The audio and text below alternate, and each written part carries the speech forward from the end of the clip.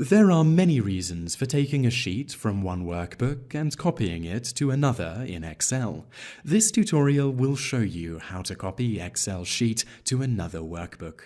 First of all, you need to have your current workbook loaded, which you can see here, as well as the new workbook you are going to copy the sheet to. In this example, this is called New Book.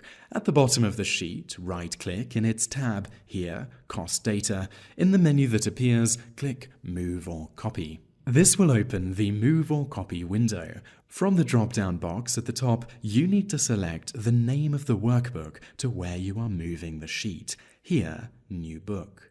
The default is for the sheet to be moved, but we want to copy it, so check the Create a Copy box and click OK. This is how to copy Excel sheet to another workbook, and you will automatically be taken to the new workbook. Here we can see that all of the data has been successfully copied. Process complete.